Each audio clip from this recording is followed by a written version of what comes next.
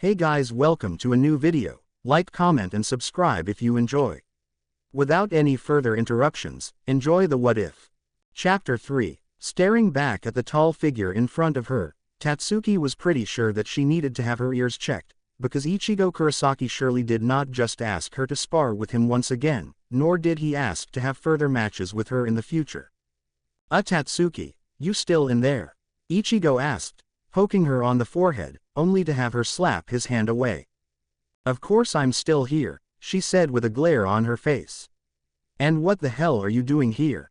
What happened to you? Wouldn't be coming back here. Well, I just thought, he said, rubbing the back of his neck nervously, I just thought it's time I sort of got back into it, as something to keep my mind off, trailing off with a pointed look so that she would understand. Oh, she muttered, understanding that he wanted something to get his mind off of his old hollow hunting days. Well, I'm sure we can get you signed up again, but that can wait until after practice. For now, get your ass back there and change into a GI so that I can kick your ass, she finished with a wicked grin, pointing to the locker room in the back of the room.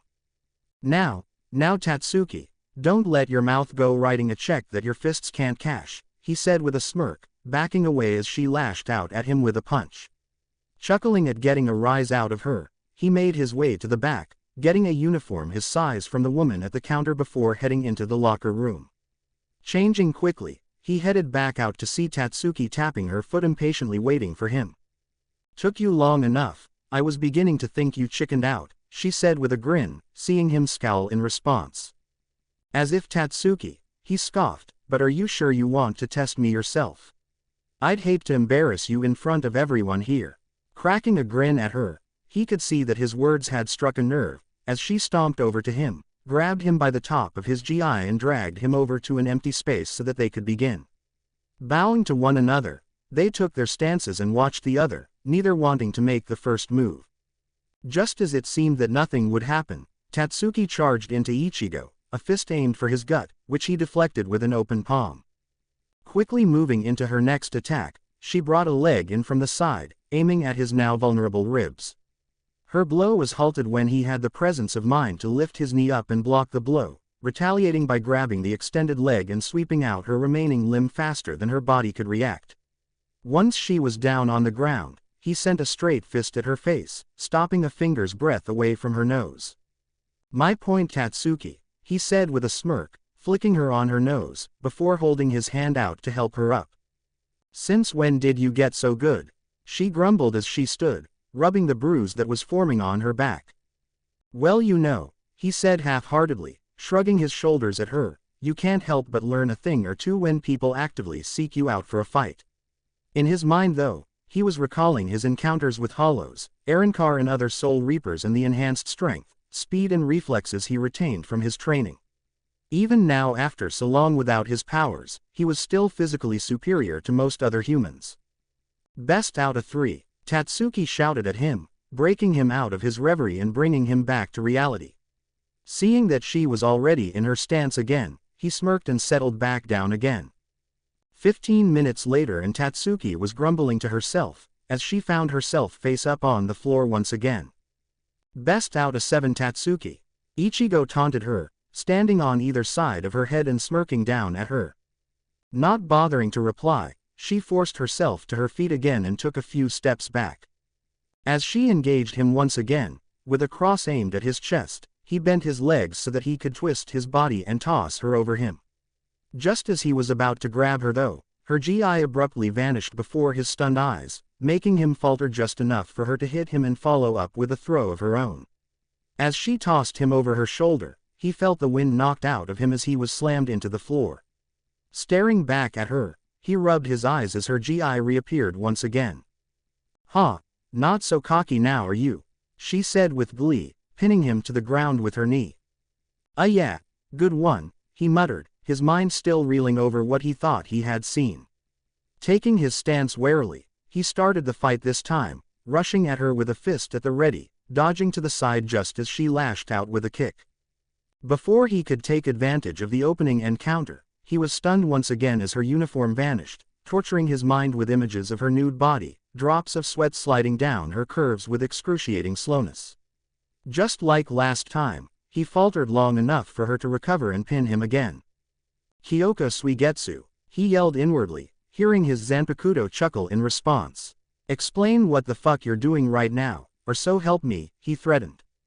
"Relax, Ichigo. Watching you dominate her was obviously not helping train you, so I'm making it a little more interesting," Kyoka Suigetsu said in a mischievous tone.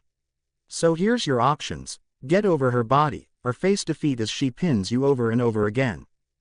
Grumbling inwardly, Ichigo could say no more as Tatsuki was on the offensive once again, a barrage of kicks, punches and elbows being thrown his way. Each time he would try and mount an offense, Kyoka Suigetsu would again strip her down, forcing him onto the defensive, as his mind faltered. He was just thankful that he was able to explain his red face as simply being a result of exertion and not because he was struggling not to blush like a strawberry. During a particularly intense set of blows, he found that he zeroed in on one strange feature. While Tatsuki normally had dark brown eyes, what was staring back at him was a pair of cerulean eyes. Startled at the change, he watched as the illusion seemed to shatter before his eyes, allowing him to duck in and knee her in the gut, winding her and giving him the opening he needed to pin her. Huffing deeply, he held a hand out to help Tatsuki up, while he could hear Kyoka Suigetsu applauding him from within his inner world.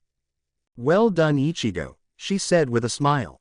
"You've taken the first step in improving your mind and concentration. If you truly want to use my power effectively, you need to be able to look past what is in front of you and exploit every weakness of your enemy. And using the nude image of their friends is supposed to do that?" he asked in disbelief. "Not unless they're a massive pervert," she replied, her tone serious for once. "But I did it simply to help you get over your prudish ways when it comes to naked or immodestly dressed women. There is nothing wrong with having respect for a woman's body," he yelled back at her, a tick mark forming on his head at her perverted methods. "The way you react around Yoruichi and Rangaku would suggest otherwise. Although, the way you stared at me this morning, I can't help but feel that maybe they're just not your type," she chuckled, watching as his mind remembered their encounter that morning. Okay, not listening anymore, he shot back, trying to suppress her image in his mind. He was spared any further matches with Tatsuki as the sensei called a halt to the sparring and had them run through their various katas for the remainder of the session. After he had changed back into his casual clothes, he found a somber-looking Tatsuki waiting outside for him. "Something wrong, Tatsuki?" he asked, seeing her look up at him, some hesitance in her eyes. "Were you serious about getting back into this again, Ichigo?" she asked, her tone filled with equal amounts of hope and fear. "What?" he said in shock. "Of course I meant it. Since when have I made a decision and not stood by it?" "You're right, it'll be a cold day in hell before that happens," she answered with a smile. "See you at practice tomorrow, right?" "Yeah," he muttered, watching her disappear out the entrance, before making his own way home. As he lay back on his bed, Ichigo sighed in content, his mind and body relaxed after his eventful morning. When he returned, Yuzu and Karen were surprised that he had actually gone back to the dojo to practice, but neither thought too much of it. Karen brushed it off as him simply needing a new punching bag, while Yuzu thought it was wonderful that he was at least getting more involved in extracurricular activities again. Closing his eyes, he could feel himself dragged into his inner world, fumbling to right himself in midair so that he wouldn't land on his back again. To his surprise, his feet landed on the soft grass that covered the back of the cottage he had found Kyoka Suigetsu in. The Zanpakuto in question was reclined back on a deck chair, her eyes closed and wearing a green bikini, sunbathing under the bright sun that shone overhead. Averting his eyes, he walked over and sunk into the chair next to her. "A little warning would be nice next time," he grumbled, crossing his arms behind his head as he leaned back. "And you should be prepared for anything to happen to you, at any given moment," she answered, not bothering to look at him. "Now, we're going to continue with control like I said. First off, what do you see around you at the moment?" He muttered, looking around at their surroundings. "Grass, sun, you and the house behind us," he replied, only to get whacked on the top of his head by her sheathed sword. "I meant radiating off of you, you idiot," she yelled at him, her arm outstretched, while her eyes were still closed. Calming herself with a sigh, she continued, "You're leaking reiatsu again, it's making you glow slightly right now." Looking down at his body, he could see the truth of her words, since all around him, he could see the faint traces of purple energy he was giving off. Now then, she picked up again, reaching down to the side of her and brining up a sketchpad and pencil with her. Oh God, please don't let her drawings be as crappy as Rukia's, just please God no, he thought, cringing when she turned to glare at him. I heard that, she said, her tone slightly angry and affronted at his assumptions, while her hand stroked gracefully across the page. Once she was done, she turned the page towards him so that he could see. On it was the outline of two human bodies, one that was completely shaded in and was surrounded by flares of what he assumed was reiatsu. The other meanwhile was mostly blank and only had a small circle in its chest shaded in. This is what you are at the moment, she said, pointing at the completely shaded figure. While this is what we want you to become, she said, pointing at the mostly blank figure. And how am I supposed to do that? He asked, remembering that he was just told to try and force his power down before and had been told nothing different since then. I'm getting to that, she answered, flipping the page over and beginning anew. A few minutes later and she showed him the next slide. The figure with only a circle in its chest was back, but this time linked to the circle was a line linking it to the image of a dam. Imagine in your mind an empty dam. Now the contents of that dam will be your power. As you grow stronger, that dam's level will rise higher and higher. What's important about this is that you never let your power spill over the walls of said dam. As she said this, she began to slowly trace her pencil up from the bottom of the dam, all the way to the top. I see, he said, reaching out for the sketchpad, which she handed over. And this is common knowledge then, is it? I don't know about that, Ichigo. Most soul reapers find a method that works for them and then pass that on to others, she replied, shrugging her shoulders. While Sosuke didn't teach his students this technique, he used it for the greater part of 150 years. I won't lie, it will get complicated as we go on, but the control it offers is amongst the best out there. Grimacing at the idea of already having to use one of Aizen's own techniques, Ichigo nodded his head at her. So how do I get started with this exactly? He asked, only to be whacked over the head once again. Damn it, Kyoka, what the hell was that for? He asked, rubbing the sore spot. I've given you the framework, now figure it out for yourself, she spat back, returning to her sunbathing position, while he grumbled next to her. Thinking back on her words, he stood from the chair and moved off to another corner of the grassy space. Sitting down in a position similar to Jinzen, he took several calming breaths to steady himself, before visualizing the empty dam like she told him to. Once he was satisfied with the basic shape and size of it, he began to reach out for his power, channeling it like he remembered doing so with his Zanpakuto, except this time, he poured it into the dam. To his chagrin, he barely managed to fill it more than a meter, and from what he could feel, it was just barely a seated officer's level. His control was abruptly shattered when he felt a pair of hands begin to run through his hair. Opening his eyes, he found himself at eye level with Kyoka Suigetsu's bikini bottoms. Sputtering incomprehensibly, he fell over backwards and rolled to his feet, glaring at his Zanpakuto. Don't do that, he shouted at her, fuming as she smirked at him. You need to be able to hold that power in even if you're distracted, Ichigo, especially while in combat, she said, crossing her arms over her ample chest, making his mind dip into the gutter for a moment before he caught himself. If me simply touching you was enough to cause it to slip, what happens when you meet someone unexpected or need to concentrate on more than one task? Just, arg, what did I do to get such a perverted Zanpakuto, he groaned. Were you always this bad with Aizen?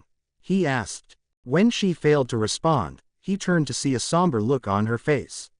I'm sorry, I shouldn't have brought him up. That's okay, she said with a sad smile. Truth be told, he detested that aspect of me. It was just as fun to tease him, but that meant that he eventually stopped visiting me simply to stop those moments. Unsure of what to do in this situation, Ichigo slowly walked up to her and clasped her on the shoulder. Looking up at him, she could see a feigned look of disinterest from him, the only giveaway being the light blush to his cheeks.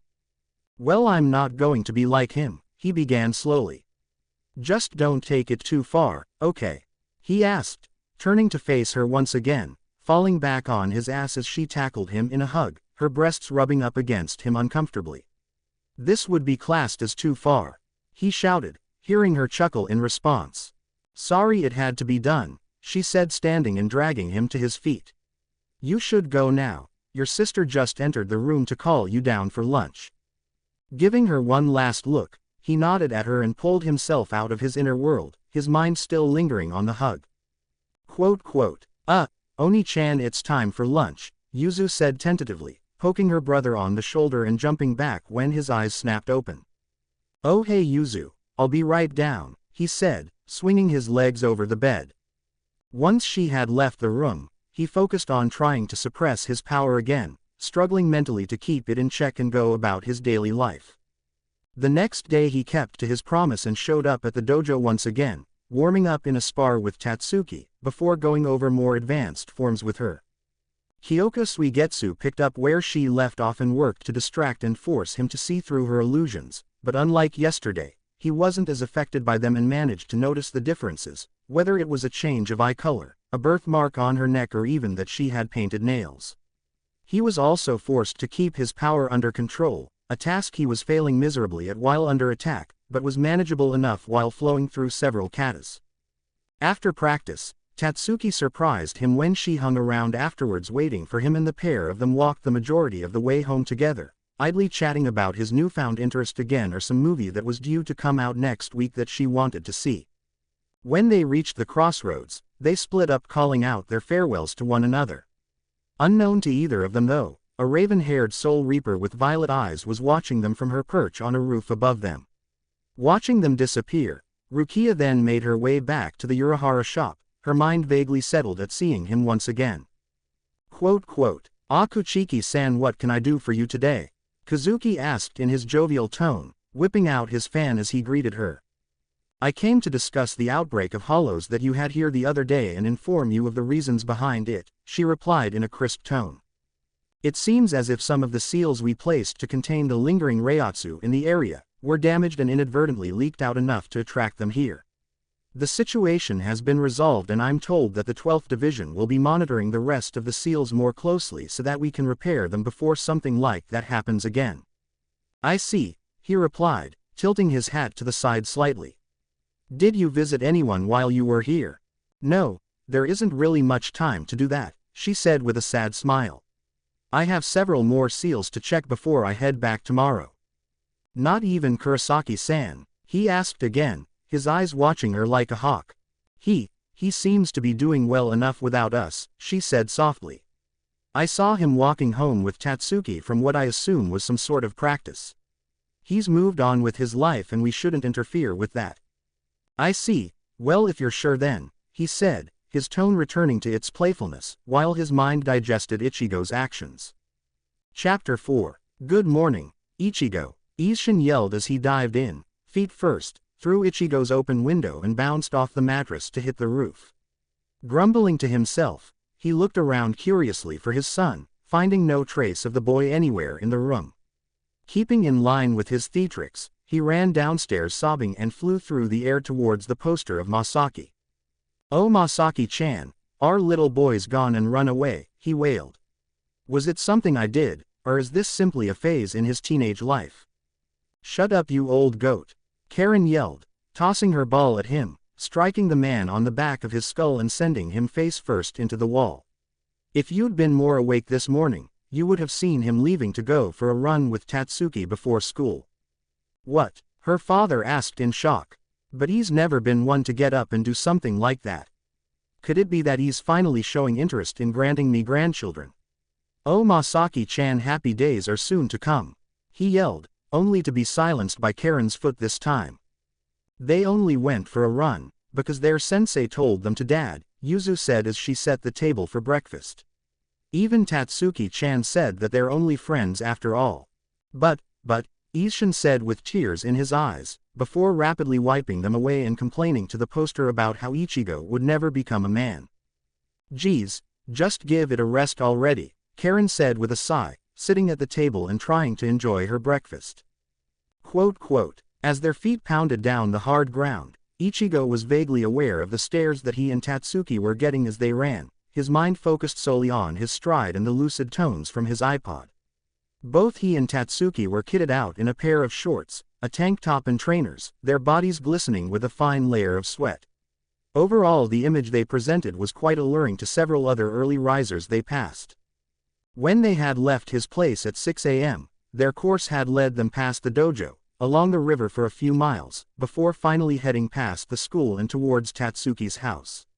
Not slowing down as they neared her home, he pulled one of his headphones out to hear her. "See you at practice after school, right?" she asked slightly breathlessly. "Yeah, of course. Someone needs to kick your ass to keep you in line," he said with a smirk, ducking as she tried to swipe the back of his head. "Yeah, and I need to make sure your head doesn't grow any bigger," she shouted at him, as he rounded the corner to head home. As he neared the front gate, he slowed to a walk and took several deep breaths to slow his racing heart down. "I'm home," he called as he stepped through the front door, slipping out of his trainers and pulling his headphones out of his ears. "And just where do you think you're going?" Isshin yelled at him, flying towards him with a kick aimed at his face. "You missed Daddy's bitter suicide bomb this morning, but you won't dodge my sup MRGPH, he choked out, unable to finish as Ichigo's fist connected with his face, sending him rolling backwards across the ground, until he hit the wall. "Even when I'm not here you're still trying to deliver your wake-up call. Geez, get a life already," Ichigo berated him, as he walked to his room to grab his uniform. Once he had it, he headed to the bathroom, relishing the thought of a hot shower to both soothe his muscles and wash away the stench of sweat. From his position on the ground, Isshin winced and rubbed his bruised jaw. "I know that he's regained some form of power," he thought, standing up and making his way to the table, "but he shouldn't have been able to send me flying like that so soon.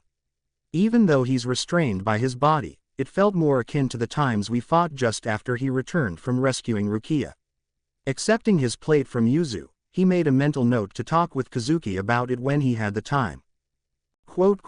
As the hot water washed over him, Ichigo let loose an involuntary groan at the feeling and reached over for the shampoo bottle when he remembered that his time was limited. "I must say that groan was so arousing," Kyoka said, startling him to the point where the bottle slid from his loose grip into the shower floor. Turning his head to the side, he could see the ghostly image of his Zanpakuto, her green silk robe tied loosely at the waist and her hair tousled as if she had just woken up. Covering himself as best he could, he watched her chuckled at his actions. "Relax, Ichigo, like I said before, I've seen it already," she said with a yawn and leaned back against the sink. "What the hell are you doing here, Kyoka?" He almost yelled at her, but remembered that it would sound weird to his sisters if he was talking to thin air. "What? I'm just saying good morning," she answered as she pouted and crossed her arms over her ample chest, making her breasts jiggle slightly. Blushing crimson, Ichigo cursed the clear glass door, but relented that she would see him like this regardless of what he did and continued washing himself as quickly as possible. "Why do you look so tired? Did you just get up or something?" he asked, not looking in her direction. "As a matter of fact, yes I did," she replied, fixing her hair in the mirror above the sink.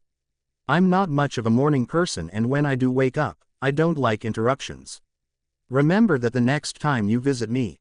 You're never going to let me live that down, are you?" he asked, guessing her answer already.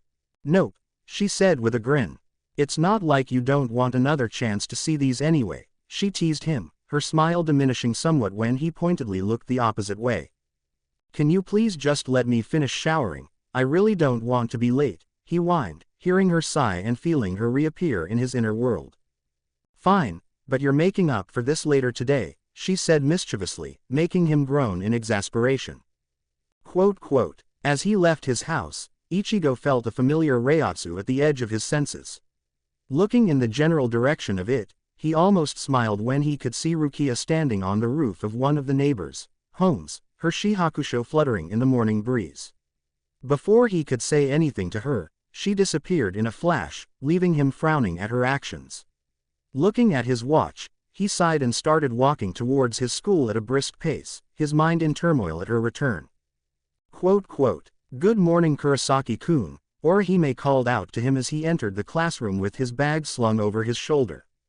"Morning, Inoue," he replied, barely noticing when she came over to his desk. "I just wanted to apologize again for having to miss out on the rest of your party," she said with a slight bow, making him sigh at her politeness. Look Inoue, it's fine, he said with a small smile. I know that you guys had a lot of hollows to deal with, so what kind of friend would I be if I held a grudge for it? Just relax, okay? He asked, seeing her nod her head in understanding. Okay, you guys quiet down now, Mrs. Ochi said as she entered the room, causing everyone to head for their respective desks. As she walked back to her own though, Orihime couldn't help but shake the uneasy feeling she got from Ichigo. If she didn't know any better, it was as if his reiatsu was simultaneously trying to comfort yet distance her from him, but that couldn't be right, especially since he had given up his powers, hadn't he? Brushing it off as her imagination, she took her seat as roll call was taken. By the time lunch rolled around, Orihime had completely forgotten about the strange feeling from Ichigo and was currently trying to get Tatsuki to try her custard, rhubarb, wasabi, red bean paste and pickle dessert, a dish that led to several confused looks from her friends as usual. Off in the distance, Tatsuki could see Tetsuo approaching Ichigo and the others, probably to ask him to join the guy's karate team. Sighing, she wasn't surprised since word had gotten back to the school that he was indeed training again, which led to Tetsuo's renewed effort to recruit him. I'm guessing it's true then, Ryo said as she peered over her book at Tetsuo. I had heard that Ichigo was getting back into it, but rumors can always be so misleading. Your reaction though, at least confirms it, she said as she turned to Tatsuki. Yeah, guess it was only a matter of time before he tried again, she answered with a shrug. Any bets on how quickly Ichigo shoots him down? Tatsuki-chan, you didn't tell me that Ichigo was training again, Orihime pouted, making her friend slightly uncomfortable. It's not like I was trying to hide it, Orihime, she said in a calm voice. I was just as surprised when he showed up at the dojo on Saturday. But wasn't he a strong fighter already? Michiru asked timidly, prompting Tatsuki to turn to face her. Don't tell me you're still afraid of him, she asked, seeing the smaller girl shift uncomfortably in her seat. And yeah, he was good, but there's always room for improvement. Turning back to Ichigo and Tetsuo, they could see the latter trudge away, a crestfallen look on his face. Hearing the bell, they also reluctantly packed up and made their way back inside. You know, I think you should have given the idea more thought, Kyoka said, her apparition appearing on the windowsill in the classroom. Glancing at her out of the corner of his eye, Ichigo turned his attention back to the class. And I've already told him and you that I have no interest in it, he told her, furrowing his brow as his teacher continued to drone on. If I join the team, I'll attract even more attention. Not to mention the fact that my reiatsu amplifies my abilities, even when I am in my body. How would that be fair on others? Maybe, but not all attention you get will be negative, she said as she swung her legs lazily where she sat. Think about it, Ichigo, you'll become known for being more than a delinquent if you join the team. Combined with your hard-working ethic and academic record, you could earn a scholarship to do whatever you want at university. Isn't that worth pursuing? I mean, you can't exactly make a living as an ex-substitute soul reaper. There's only a year and a bit left anyway, Kyoka, he replied as he turned to face her, appearing as if he was simply staring out the window. What's the chances that would happen? You'll never know if you don't try, Ichigo, she shot back, seeing him turn away from her again. Huffing in frustration, she hopped from her perch and moved in front of him, placing her hands on her hips and glaring down at him. Are you going to continue to be stubborn then? I'm not being stubborn, just considerate, he replied. Fine then, she said with a wicked grin, enjoy the show. Before he could ask what she meant, he paled horribly when the members of the Soul Reaper Men's Association, SMA, danced into the room, clad in nothing but a white loincloth, and promptly started to tap dance in front of the blackboard. Being the only one that was being subjected to this torture, Ichigo glanced to the side and noticed Kyoka smirking at him. This won't make me change my mind, he growled at her, watching as her brows furrowed. To his dismay, she perked up almost immediately and the tap dancing illusions vanished. Hearing the next illusion enter, he almost shouted a curse and leapt to his feet at the sight before him. Before his horrified eyes, Kenpachi and Captain Commander Yamamoto danced arm in arm, butt naked in front of him, their scarred and wrinkly skin making him want to retch. Okay, fine, you win, he yelled back at her, his mind trying in vain to scrub the image from his mind. As soon as class is over, I'll tell him that I accept, just please stop. I knew that you'd see it my way, Ichigo, she said with a smirk. In fact, for being so cooperative, here's a small reward. Tensing up in case she did something perverted again, he winced when he felt her mind touch his. A myriad amount of thoughts swept across his mind, the core concept being the reiatsu control method she had taught him on Saturday. As he examined the memory though, he could see a change to it as she added several sluice gates to the dam. This is my present to you, she whispered in his mind. Each gate acts as a control to the relevant limb or tool. Some will reinforce your physical abilities, such as increasing your strength or speed, she continued, placing the dam within his body and tracing channels to his hands and feet. While others will feed your reiatsu into me or Kido, she added, tracing channels between the dam and her sealed form. We can practice this tonight. Reeling from the sudden memory dump, he let out a shaky breath and jumped slightly when the bell rang signaling the end of school. Seeing Tetsuo packing up next to him, he quickly spoke up. I'll do it, he said in an even voice, making the other boy turn to him in shock. You want me to join so badly, then I'll do it. Just be prepared to get your asses kicked when we spar. Of course, it's worth the beating if we end up improving after all, Tetsuo replied with a smile. Still, having you on the team, you have no idea how great this is. We just might make the national finals this time round. Not waiting for another second, the boy ran off, obviously thrilled to tell the coach about the newest recruit. Sighing to himself, Ichigo remembered that he still had to meet Tatsuki at the dojo after school and made his way there. Quote, you're kidding me, Tatsuki half yelled at him as she tried to sweep his legs out from under him. You're telling me that after all these years, you finally caved and decided that you're going to compete again? Is it really that shocking? Ichigo replied as he leapt over her sweep and brought his fist down on the ground she used to be lying down on. The guy sounded so desperate, and I guess that it could help if I managed to get a scholarship to go to university because of it. Well, you're going to have to go all out for it then, she shot back, charging back in with a kick at his midsection. They only take the best after all. If I can handle you when you're pissed off at me, God help the poor souls that have to go up against me, he quipped back, grabbing her outstretched foot and sweeping her leg out. Unlike the first time he did this though, she was ready for the grab and had leapt into the air, nailing him across his ribs with her free foot. Stumbling backwards, he managed to recover just in time to duck under her haymaker and throw her over his shoulder, pinning her to the ground with his knee. Well done, Arasawa, Kurosaki, the sensei said as he walked over to them, his eyes shining with pride. It's been a while since it happened, but I'm glad that someone's been able to go against my star pupil like that and force her to innovate to that extent. I look forward to seeing you both improve. Of course, sensei, thank you, they both said from their position on the ground.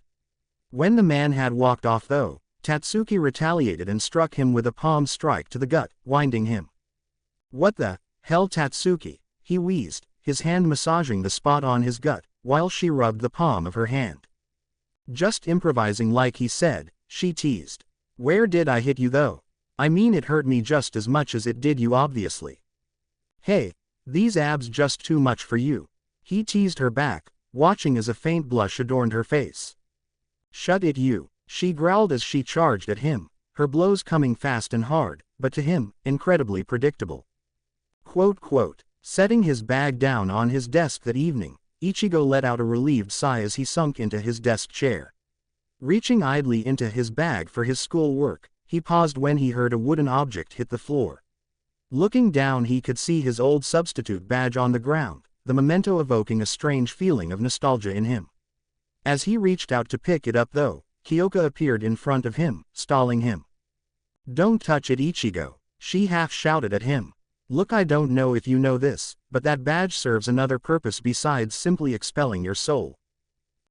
I'm sorry to say this, but it also serves as a monitoring device for the Gote 13, she said in sadness, half expecting him to yell at her for not saying so sooner. To her surprise, she could hear him chuckling.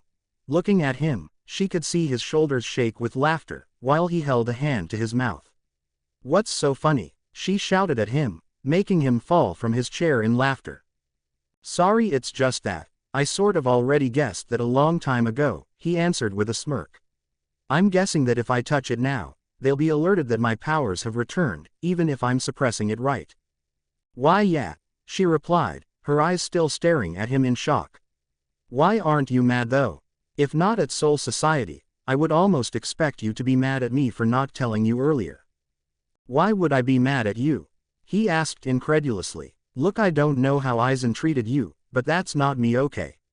I mean, I had a rough start with Zangetsu, but I would still trust him with my life, and now, even though we barely know each other, I know you won't do something to intentionally harm me. Looking into his eyes, she could see the truth behind his words. Remembering that he was uncomfortable with her hugging him, she gave him a small smile. Thanks, Ichigo. Now hurry up and finish, I have another surprise for you, she said, disappearing back into his inner world.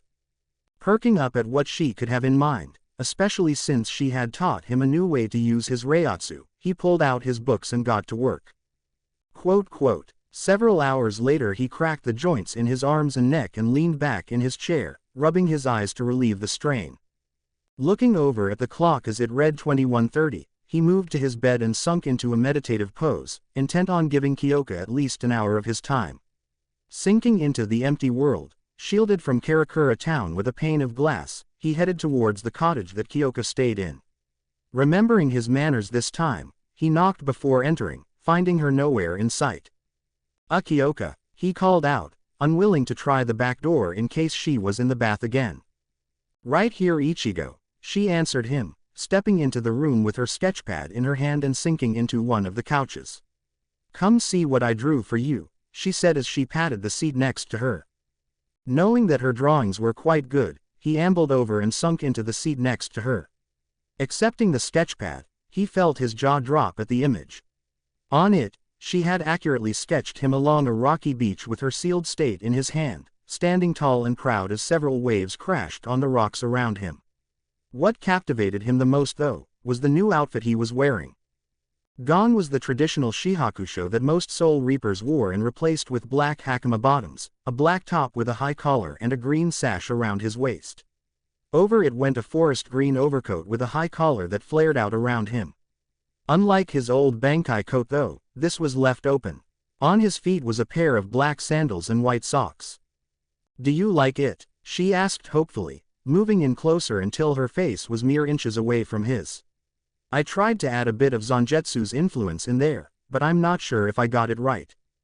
I love it, he said as he continued to stare at the image. Is this how you see me? He asked, turning to face her and seeing how little room there was between them. It's what I expect your new soul form to look like, she answered with a grin. Those shihakushos that the others wear are just so plain. Plus this way I get to add a bit of green to your outfit. You really like the color green, don't you? He asked, seeing her pout at him. Of course I do, she huffed. After all, so many things I like are green. You know, I think Sosuke chose Hueco Mundo just to spite me. I mean, there wasn't anything green there except for Ulquiorra's eyes. Chuckling at his Zanpakuto's antics, he winced when she clubbed him with a wooden sword. Tossing it at him, he caught it by reflex and stared back at her to find her wielding a similar sword. Now get up so we can start our lesson, she said with a stern expression. I'm going to teach you to use your reiatsu more effectively and get you used to my length. Now come on, we're wasting time here. Getting to his feet, he followed her out and promptly leapt back as she swiped at him, feeling the wooden blade breeze past his face. As he leapt to counterattack, his blade missed her by inches, leaving him open for her to whack him solidly across his already sore ribs. I'm not that long, remember, she berated him as he knelt on the ground wheezing. You can lengthen my sword form, but that tactic won't work all the time and simply makes me weaker since you need to stuff my length with your reiatsu. Holding out her free hand, her sealed state materialized in it. You can't increase my length, maintain a deadly edge and amplify your limbs at the same time, at your current level, she explained to him, tracing the dam in the air again with a sliver of reiatsu, emptying the dam completely as it flowed through all three sluice gates. So you must budget accordingly and only devote as much as is needed to the current task. Now get up and try again, she ordered him. I will be able to do that one day, won't I? He asked as he stood and took his stance again. Once I replenish your reserves, then yes, I think you just might be able to, she replied as she took her stance. But that won't be for days or weeks even. With your monstrous growth though, I'm thinking days. Nodding in understanding, he charged at her again, remembering her shorter length. After 2 grueling hours, he returned to his body and winced as his bruises were transferred to his physical body. Before he fell asleep, he was just thankful that he only had a jog with Tatsuki tomorrow and not a full-length training session. Thank you for watching. If you enjoyed the video, be sure to like, comment and subscribe, as well as checking out the author on fanfiction.net.